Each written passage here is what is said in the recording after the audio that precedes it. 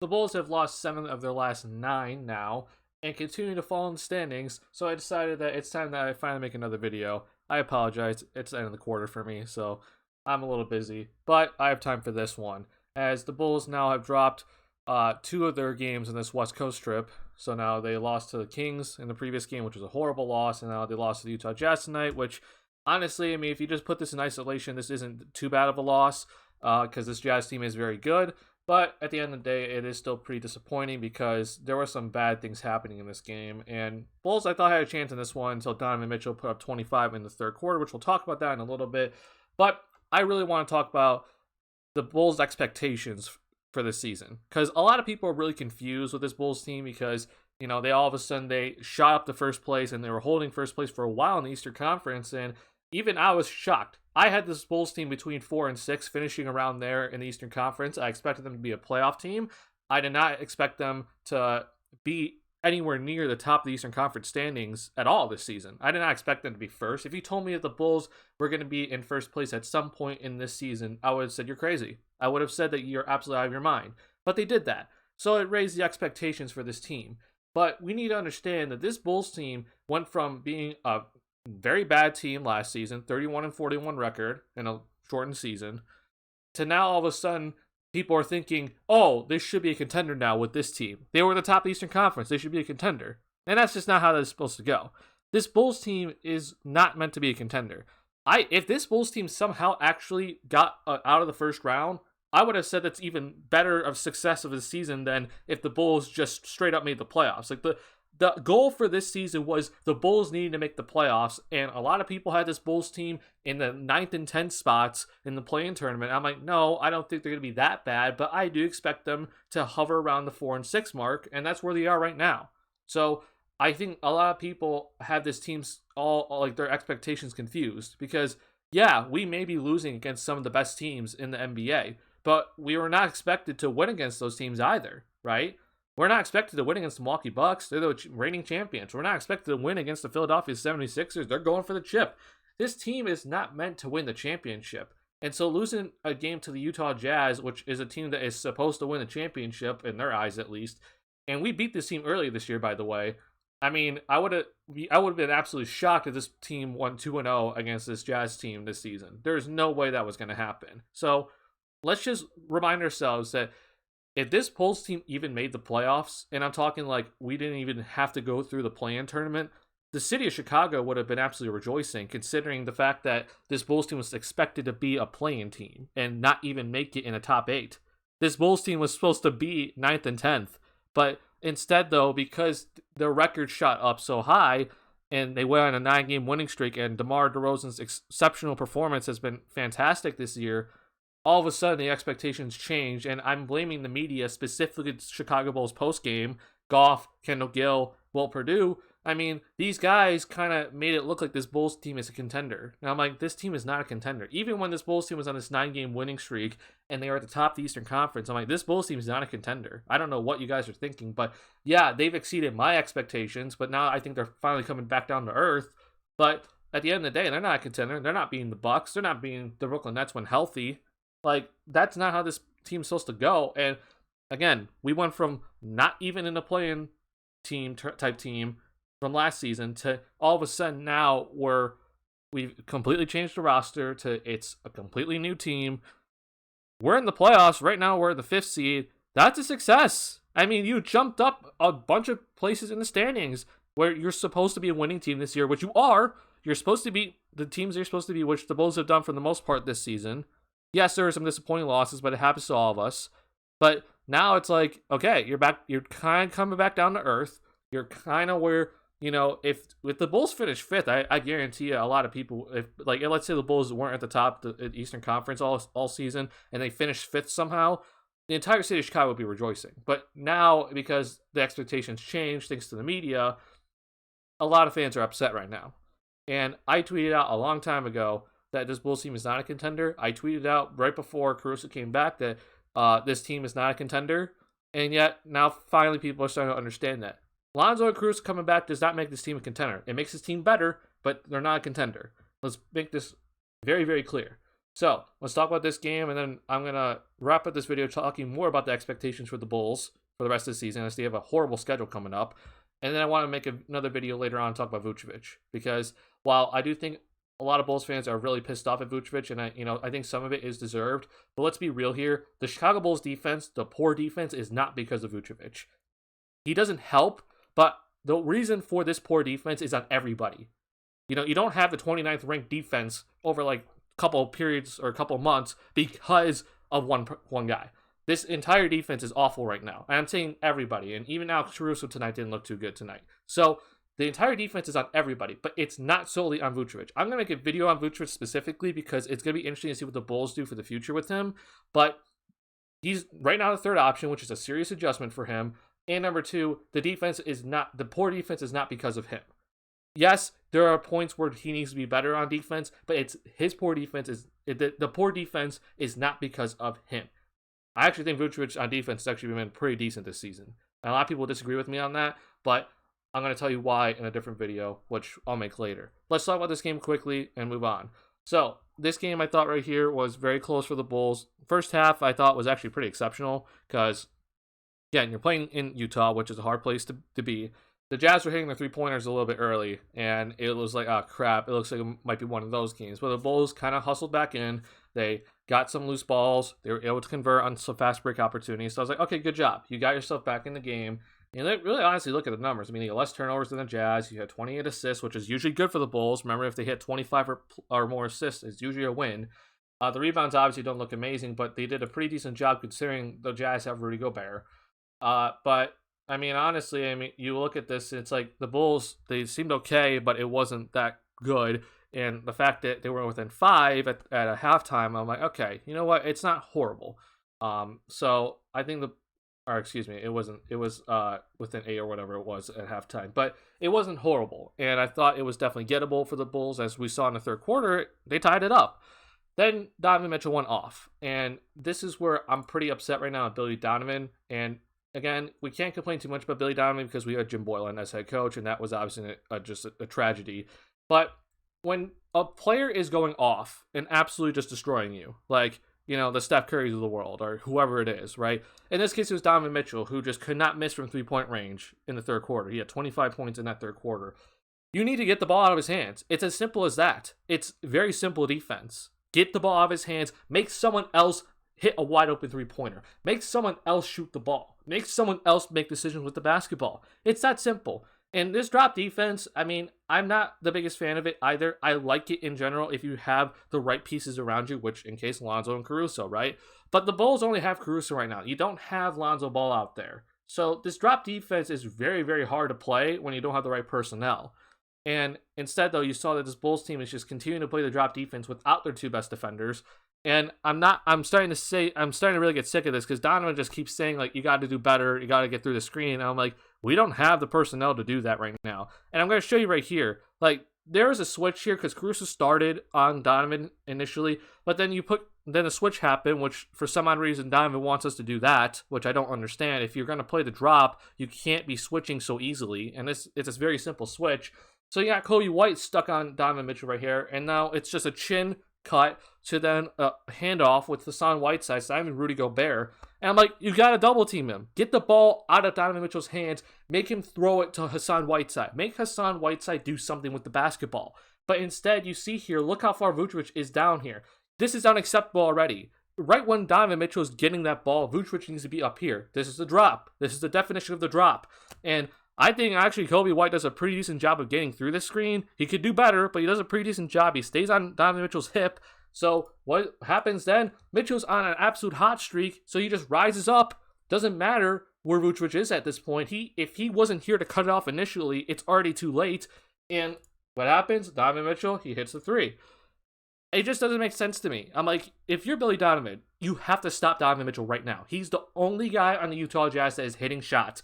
Make someone else hit the shot. Make someone else make decisions with the basketball, but they didn't do that. And that bothered me a lot this game. I just did not understand it. Now, I understand that Donovan said that he went to trapping in his post-game press conference, which is the case. They started to trap a little bit, but it's not blitzing. I wanted a blitz.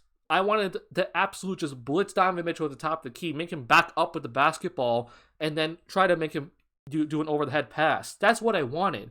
But the trapping that Donovan was talking about is where you put Vooch kind of like in one side, and you're basically like calling an ice coverage, which wasn't really an ice coverage. And you're like, force Mitchell this way, we'll trap him. That's too late. If Mitchell's past the 3-point line and you're trapping him, at the free throw line, that's already bad defense because you're already giving up too much space in general. Because Mitchell's all of a sudden in the heart of the lane instead of being out at the top of the key, which is where you should trap him. But this is just, I think, just poor adjustments by Donovan. And in actuality, I thought Donovan's rotations just weren't that good this game. Again, can't complain too much because I think Donovan is overall a pretty good coach. But this was not one of his best coaching games. And we've seen a couple times where we're like, I think Donovan should have done this. But, can't complain too much at the end of the day. Again, we have Boylan. So that's my issue right here with just how we defended Mitchell. And that, I think, changed the game. Donovan said that there's a point in the fourth quarter where the game changed. I really just think this was the game changer. If we stop Mitchell right here or force someone else to score the ball and Mitchell just go off for 25, I think the Bulls have the lead going into the fourth quarter. And it's a totally different ball game at that point. Let's talk about this too. First off, Zach LaVine had a phenomenal game. A lot of people have been calling out Zach a lot. They're starting to criticize him. They're starting to give him a lot of hate. And let me tell you, look, there is definitely some fair criticism of Zach right now, but the hate rate that he's starting to get doesn't make any sense. Zach LaVine is still top 15 in points per game this season. He is shooting on very good splits for a guy that is now the second option for this team. Let's remind everybody that DeMar DeRozan is not the guy on this team. He's the number one option. And Zach LaVine has said, I'm going to be okay with that. I'm going to be willing to sacrifice and be the number two. Because this is a dude that averaged 27 points per game last season. All right? He's been very willing to sacrifice. But yet I see people say, like, why isn't going off for 40 plus? I'm like, one, he is still dealing with an injury. He's not 100%. But two, you expect a 40 plus from your number one guy, not your number two guy. Zach LaVine is number two. And DeMar DeRozan doesn't have this type of season unless Zach LaVine is willing to sacrifice. And I thought in this game, Zach, after talking about the Kings loss and saying that he needs to come out aggressive, he did just that. He was extremely aggressive today, almost to a fault because he's running to Rudy Gobert. But I like this type of Zach. And not only that, I thought Zach had by far the best game out of anybody in this game for the Bulls, as he was playing the opposite end just as well. He was guarding Conlon. He was guarding Donovan Mitchell. He had 3 steals tonight that were really, really good. I thought Zach LaVine on defense was doing incredible tonight. And yet, we still just see this Bulls team lose. He only had 1 turnover, which is always an issue with Zach, but he only had 1. So, there's that gone. So, even though Zach had a great game, which everyone was calling for, the Bulls still lost. So, you see that this Bulls team, it isn't just because of one player is not playing well, or you think is not playing up to par. It's everybody. It's everybody that it's not everybody's giving enough. And I'm going to show you specifically the bench. This bench, now, I understand that, some of these guys aren't scorers, but we need more from the bench. First off, Derrick Jones Jr., 1 point. He hit a free throw. He's 1 for 2. That's unacceptable. I thought Derrick Jones Jr. should have shot the ball a little bit more tonight. He could have made more cuts to the basket. Do something more, because right now, this bench is just looking awful as we speak. Alex Caruso, I know you're coming back from injury, but 2 points tonight, that's it. That's unacceptable. We need more from you. And he shot only 5 times tonight, which is odd, in my opinion. I think Caruso usually shoots around 10 or 8 times. That's just not good. Tristan Thompson, again, 5 points. So you just saw the bench was just literally doing nothing. Kobe White had 8 points right out of the gate, but he was stuck at 8 for a while. There was a graphic shown in the middle of the game where the Bulls bench versus the Utah Jazz's bench, it was like 44-16 at that moment. And like that itself should show you where this Bulls team's at. I mean, Zach had 33, DeMar had 25. They both only shot 20 times, which is around their usual, which, I mean, both of these guys can shoot up into the 30s easily, but they don't. DeMar had 7 assists, Zach had 5. Like, they're passing the ball, but it's the others that need to do more. And look, I know Zach hasn't had like this sort of game in a while. And I know it's due to injury, but he's also been very willing to sacrifice. I mean, we haven't seen Zach really get into the 20s, like over 20 and shot attempts in a while. I mean, even in that Kings game, I think he only shot 18. So it's like, these guys, they're doing a lot. They're trusting their teammates, but the teammates, I feel like, just aren't doing enough. I thought Iowa had a great game. He was very aggressive. But, I look at Javonte Green, could have done more. And I will make a video on Vucevic later, but this is one of those games with Vucevic. It's not the defense, it's his offense. And this is where I'm really starting to get concerned with him because he missed some gimmies. I mean, I'm absolute like gimme hook shots that he should have made. Um, and it wasn't like when it was like Rudy Gobert wasn't even guarding him. He had a smaller guy in him. He just didn't make it. Yes, he had the double double, but this is where it's like, look, man, it's okay if you're missing the 3-point shot, but you have to make the shots in the paint. You have to make your hook shots in the post. You have to be a post up threat. You can't miss those shots in the paint. And that's my only issue with Vucevic right now on the offensive end. We'll talk about this in a different video later on. So, Bulls lost. So, because of that loss, the Bulls now dropped to 5th in the Eastern Conference. The Boston Celtics right now, as I'm currently speaking, they're actually beating the Golden State Warriors, and Steph Curry is not coming back in this game. So it looks like the Boston Celtics will have sole place of the 4th position after this game if they don't end up losing. But just the loss, and not even the Celtics winning the game, puts the Bulls at 5th because right now the Celtics, I don't know what the tiebreaker is. We're 1-1 against them this season, but they have a better record in the conference, so I guess that's what matters at the end of the day. So it's not looking good for the Bulls right now as they've dropped from obviously 1st now down to 5th. And honestly, I don't expect them to really get up any higher than 4th. The Celtics have had a pretty simple schedule after the All-Star break, so it's lucky for them. They're probably going to win a lot of games. So it's going to be hard to catch the Celtics now that they're going to have probably sole place at 4th. But, I'm looking at this Bulls team that they can definitely hold on to 5th. They hold that in their hands. They have 2-game lead over Cleveland. They have 2.5-game lead over Toronto. I don't want to be in the playing game because that obviously means we're facing probably Brooklyn. So that's not obviously good. And obviously, if we go down any farther, that means we're facing one of the 76ers, the Milwaukee Bucks, or the Miami Heat in the first round. And that is an absolute L, no matter what, if we face one of those 3 teams. I do think this Bulls team can beat the Boston Celtics. I do think it's possible, but I don't want to fall any farther right now than 5, as we've given up home court advantage, which I thought we could have definitely gotten it this season, especially after being in 1st, but now we're down to 5th. So let's hold on in this place. Obviously, the schedule doesn't get any better for this Bulls team moving forward, as now we face the Phoenix Suns next. So I know they don't have Chris Paul, but man, it's just not looking great. Billy Donovan talked a little bit at the end in his post-game press conference, saying that they just could not control the guards for this Utah Jazz team. And I mean, it's just the definition of this entire season, that it's the guards. Like, this Bulls team, for some reason, just cannot control the guards when it comes to the pick and roll, when it comes to anything. I mean, look at what John Morant put up against us, Trae Young in his last game against us, right? It's any guard against this Bulls team just destroys our defense. And I'm telling you right now, man, this is where I'm starting to get sick of this drop defense because we just don't have the personnel. It was working in the early part of the season because we had Lonzo and we have Caruso out there. Now Caruso's back, and Caruso looks effective in the drop, but we only have one of those guys right now. We need both, and without both of them, you just still see that this Bulls team just does not have the personnel to run the drop.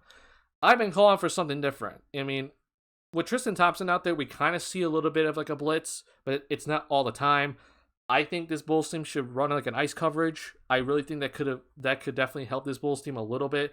Because at the end of the day, what I want to see is not the guard going off, which shows you that this is, it's not Vucevic for this poor defense, right? It's everybody. It's strictly the people on the perimeter that's not playing the good enough defense.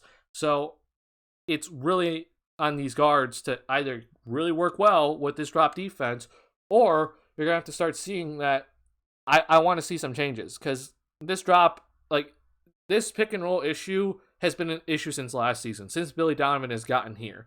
The Bulls had 11th ranked defense, but it was the pick and roll where we were by far the worst defense in the league when it came to the pick and roll last season. This year, obviously, it's not any better. So I really hope that Donovan's kind of considering something different, but I don't think it's going to change anytime soon. We probably don't have any practices scheduled because, last part of the season here. So I would hope that there is some changes to the pick and roll coverage, but there just looks like there's not. And again, this Bulls team is not supposed to be a championship caliber team, so I'm not too surprised that there aren't that many changes kind of coming for, with this. But maybe next season, it would be good to see some changes to the pick and roll. Because even with Lonzo and Caruso out there, I just still think that this Bulls defense will get destroyed in the pick and roll just because we're not rotating enough.